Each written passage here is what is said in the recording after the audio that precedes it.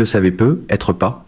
Pendant que le monde entier a les yeux rivés sur Téhéran, sur les missiles, les blocus et les négociations nucléaires, un séisme stratégique beaucoup plus vaste se produit en silence.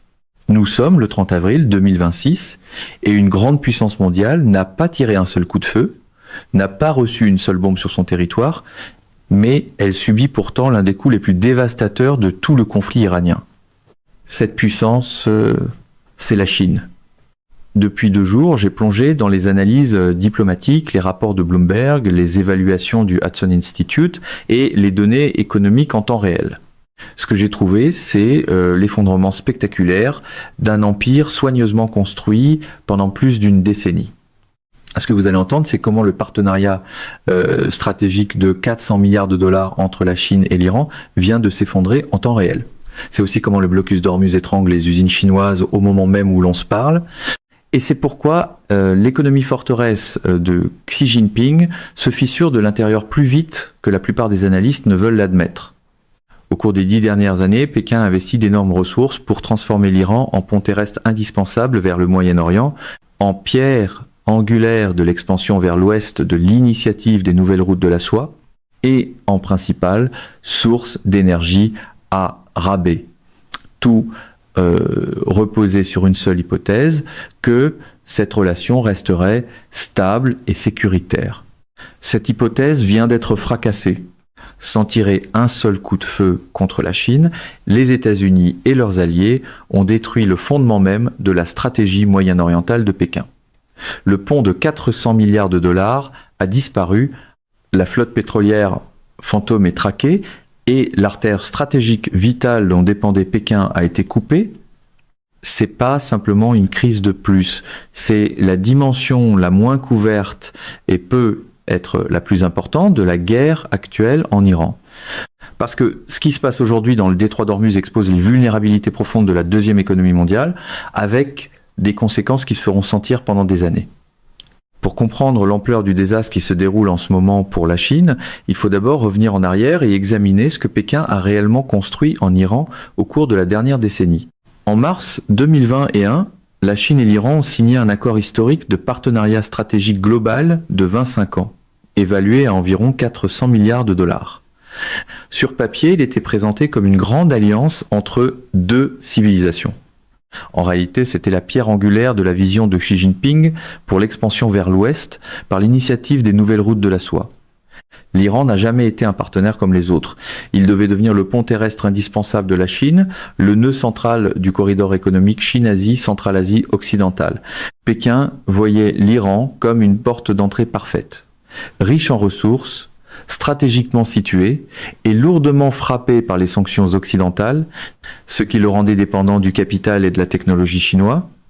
Les entreprises chinoises s'y sont installées agressivement.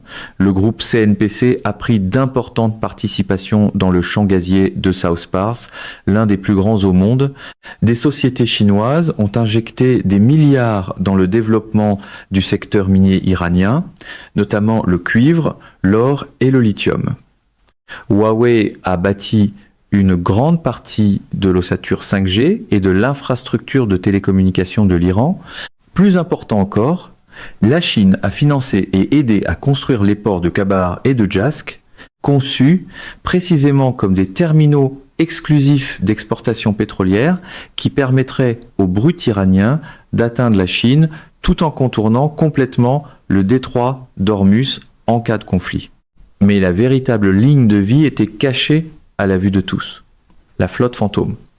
Pendant des années, des centaines de vieux pétroliers battant de faux pavillons, utilisant des transpondeurs truqués et effectuant des transferts de navire à navire au large de la Malaisie, ont acheminé du pétrole iranien à rabais directement vers les raffineries chinoises. À son sommet, la Chine achetait près de 90% des exportations pétrolières de l'Iran, fournissant au régime sanctionné sa seule ligne de financement réellement fiable. C'était pas une alliance militaire traditionnelle. Pékin n'a jamais promis de défendre militairement l'Iran. Il s'agissait plutôt d'un arrangement froid et calculé d'extraction de ressources, habilement déguisé en amitié sud-sud et en partenariat stratégique. La Chine obtenait de l'énergie bon marché et un point d'ancrage stratégique au Moyen-Orient. L'Iran obtenait de l'argent, de la technologie et une couverture diplomatique. Lorsque les frappes israéliennes et américaines ont commencé à marteler des cibles iraniennes le 28 février 2026, la vraie nature de cette relation a été exposée en quelques jours. Malgré l'accord de 400 milliards de dollars et des années de déclarations publiques de solidarité, la réponse de la Chine a été remarquablement discrète. Pékin a publié des déclarations standards critiquant les attaques et appelant à la retenue, mais n'a offert aucun soutien militaire, aucun appui du renseignement, ni même un soutien diplomatique fort à son soi-disant partenaire stratégique. Ce silence en disait long. Au moment où l'Iran avait le plus besoin de son plus puissant protecteur, la Chine a choisi sa propre préservation plutôt que la solidarité. Le partenariat de 400 milliards de dollars, autrefois salué comme un triomphe de la diplomatie chinoise, ressemblait soudain à ce qu'il avait toujours été, une entente commerciale transactionnelle habillée de langage diplomatique.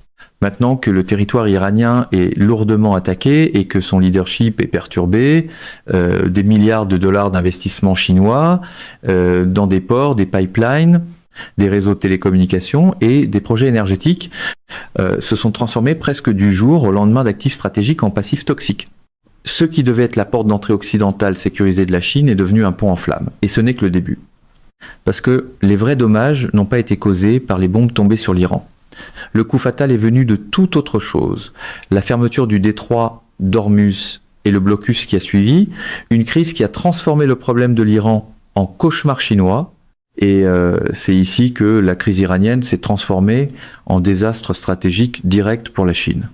Lorsque les États-Unis et leurs alliés ont imposé un blocus naval complet des ports iraniens et commencé à intercepter des navires liés à la flotte fantôme, la réponse de Pékin a été douloureusement révélatrice. Le ministère chinois des Affaires étrangères a qualifié le blocus de dangereux et d'irresponsable.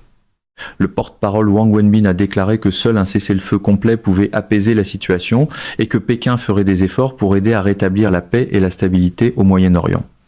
Des efforts. Pendant que 34 navires étaient refoulés par des destroyers américains, des pétroliers à destination de la Chine étaient interceptés dans le golfe d'Oman, et pendant que la ligne de vie du pétrole iranien bon marché, qui avait soutenu les raffineries chinoises pendant des années, s'asséchait soudainement, Pékin n'offrait rien d'autre que des efforts. Ce seul mot vous dit tout sur la véritable solidité du soi-disant partenariat stratégique Chine-Iran. Après avoir investi 400 milliards de dollars et placé l'Iran au cœur de ses ambitions vers l'Ouest, la Chine n'a pu offrir que du langage diplomatique et de vagues promesses. La flotte fantôme sur laquelle Pékin s'appuyait depuis des années avait été construite précisément pour ce type de scénario. Faux pavillons, transpondeurs désactivés et transfert nocturne de navire à navire. Les registres douaniers chinois montrent officiellement zéro importation directe depuis l'Iran depuis 2022. Pourtant, en 2024, la Chine a enregistré 3 millions de barils par jour de brut malaisien, soit plus du double de la capacité totale de production de la Malaisie. Ce pétrole était iranien, et tout le monde dans l'industrie le savait. Ce pont énergétique clandestin est maintenant coupé. Le 19 avril 2026, les forces américaines ont saisi le porte-conteneur iranien sanctionné, le MV Tuska, dans le golfe d'Oman. Le navire revenait de Chine et transportait, selon les informations disponibles, de l'équipement à double usage.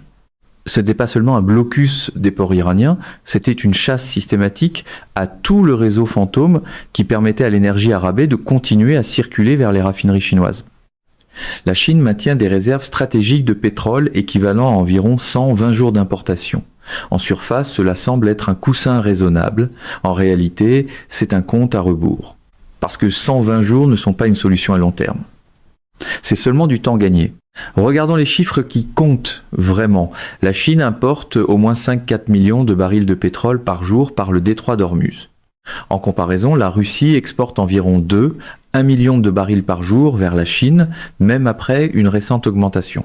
Autrement dit, le pétrole du Golfe qui passe par Ormuz représente plus du double de ce que la Chine reçoit de la Russie.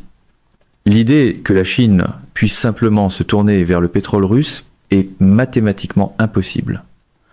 La Russie n'a ni la capacité de pipeline ni la flotte de pétroliers nécessaires pour remplacer, à cette échelle, les approvisionnements iraniens et moyen-orientaux. Même le pétrole russe transporté par mer doit passer par des points d'étranglement vulnérables que la marine américaine pourrait interdire si nécessaire. Pendant que les médias d'État chinois tentent de projeter une image de confiance, la réalité sur le terrain devient impossible à cacher. Le blocus d'Ormuz n'a pas seulement coupé l'accès de Pékin à sa source de brut la moins chère. Il a envoyé des ondes de choc dans toutes les chaînes d'approvisionnement liées. Et ce n'est plus seulement un problème de politique étrangère. C'est devenu une urgence économique intérieure parce que lorsque les prix de l'énergie explosent et que les flux de matières premières critiques sont perturbés, l'impact ne reste pas au Moyen-Orient. Il se rend directement dans les usines chinoises, dans les ports chinois et finalement jusque chez les travailleurs chinois. L'économie forteresse que Xi Jinping met de l'avant depuis des années commence à montrer de sérieuses fissures, des fissures qui s'élargissent à chaque semaine où le blocus se poursuit. La vraie douleur ne fait que commencer. Nous passons maintenant de la géopolitique à quelque chose de beaucoup plus inconfortable pour Pékin, la réalité à l'intérieur même de la Chine. Le blocus d'Ormuz n'est plus une crise étrangère lointaine. Il a atteint les planchers d'usines, les chaînes d'approvisionnement et la vie des travailleurs partout en Chine. Et ce qui se passe en avril 2026, c'est quelque chose que les médias d'État de Xi Jinping travaillent très fort à dissimuler. Commençons par le chiffre qui devrait faire la une de tous les journaux d'affaires. Les importations chinoises de pétrole par le détroit d'Ormuz atteignent en moyenne 5-4 millions de barils par jour.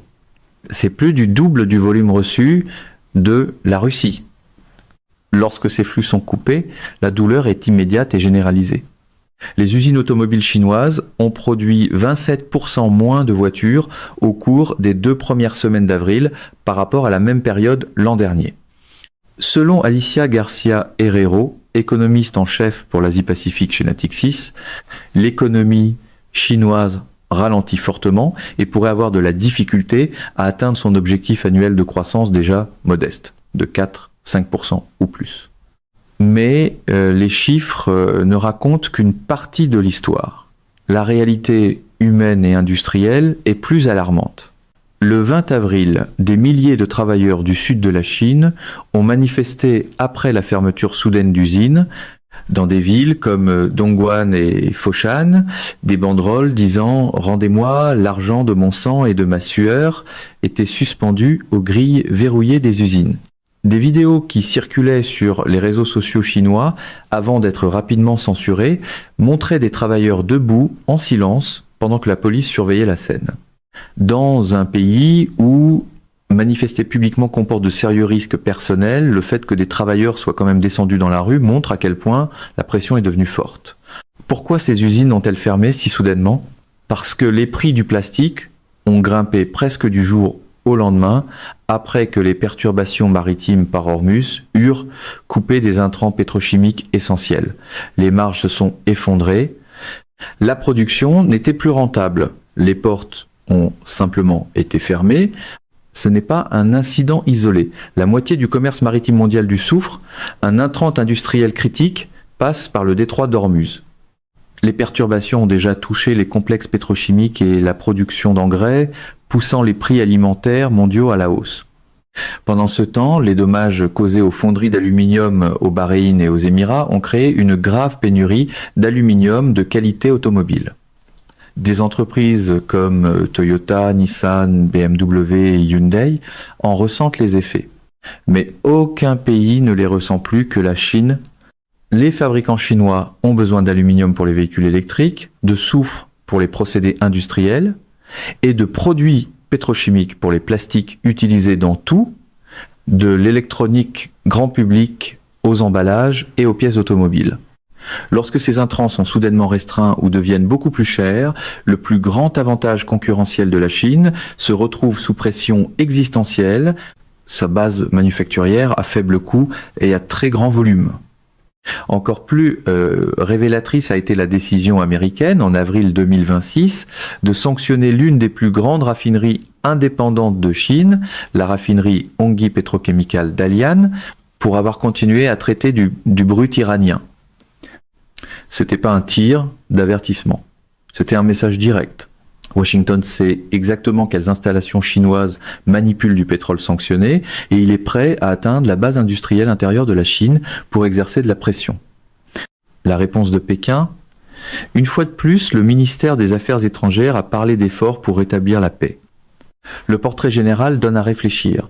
La direction chinoise avait déjà fixé son objectif de croissance le plus bas depuis le début des années 1990. Maintenant, en plus d'une économie en ralentissement qu'elle peinait déjà à stimuler, elle fait face à une flambée des coûts des matières premières dans plusieurs secteurs en même temps. L'industrie automobile, vitrine de Pékin pour sa transition économique vers les véhicules électriques et la fabrication de haute technologie, encaisse un coup particulièrement dur.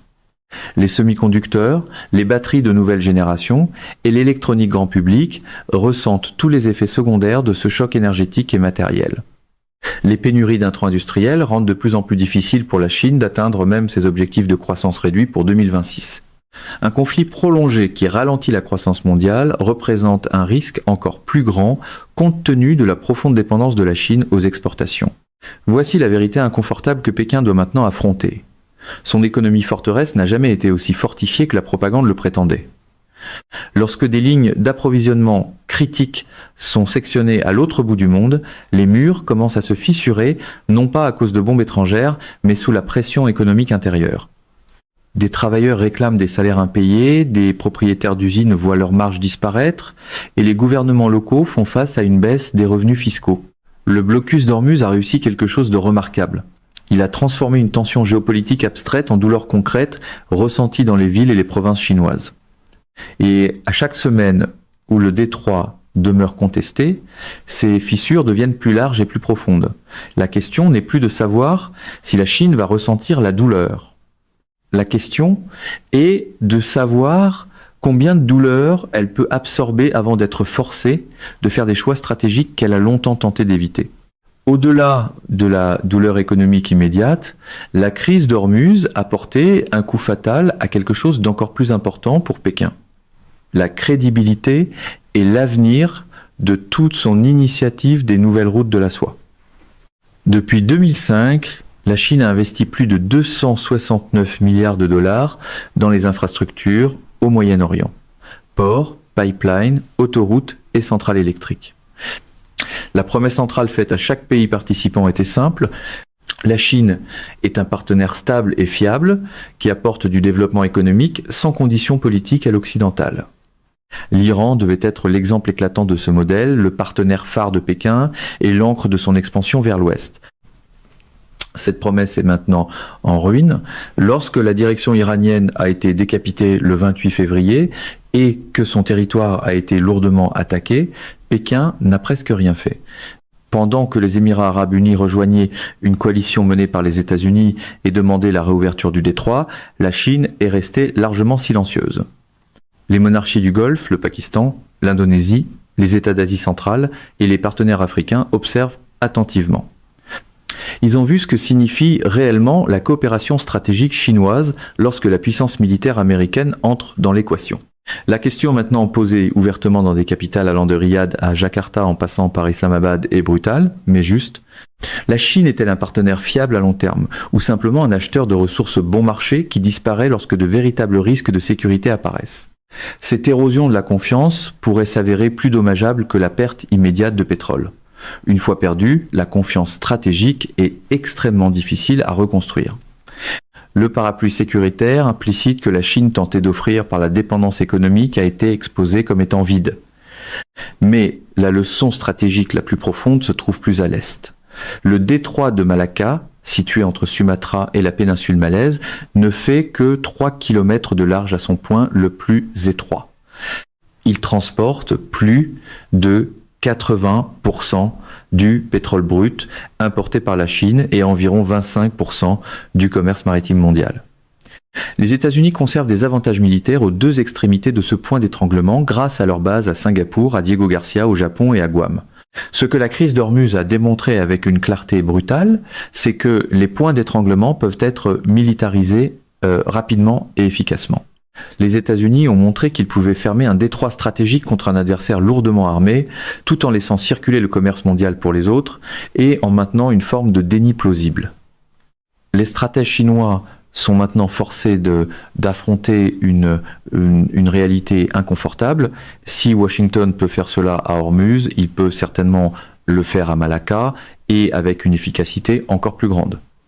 Un chercheur chinois de l'East China University a récemment averti dans le South China Morning Post que les États-Unis raffinent une stratégie mondiale de blocus maritime, conçue spécifiquement pour contenir l'ascension de la Chine. Il a qualifié cela de réalité immuable. Cette évaluation, publiée dans un média affilié à la Chine, a un poids considérable. Voilà pourquoi le dilemme de Malacca, formulé pour la première fois par l'ancien président Hu Jintao, revient hanter Pékin avec une nouvelle urgence. Les véhicules électriques et les énergies renouvelables font partie de la réponse à long terme de la Chine pour réduire sa dépendance au pétrole, mais ces solutions prendront des années à être pleinement mises en œuvre. Elles n'offrent aucune protection contre une crise qui se déroule maintenant. La guerre en Iran a aussi détruit autre chose, le laboratoire chinois pour contourner les sanctions, les réseaux financiers fantômes, les systèmes de paiement alternatifs et les techniques de contrebande développées avec l'Iran ont été exposées et systématiquement démantelées. Les techniques sont maintenant connues, les vulnérabilités ont été cartographiées. Pour Xi Jinping, le portrait stratégique donne à réfléchir. L'économie forteresse n'a jamais été aussi impénétrable qu'annoncée. Une grande puissance dont l'énergie vitale transite par des voies maritimes étroites contrôlées par son rival n'est pas une forteresse. C'est un siège en attente. La crise d'Ormuz n'est pas seulement une perturbation temporaire. C'est un tournant structurel qui façonnera les calculs stratégiques de Pékin pendant des décennies. Nous sommes le 30 avril 2026. Après tout ce que nous avons examiné, la vraie histoire devient claire. La Chine ne s'effondre pas à cause de cette crise. Son économie demeure immense et sa direction reste très disciplinée.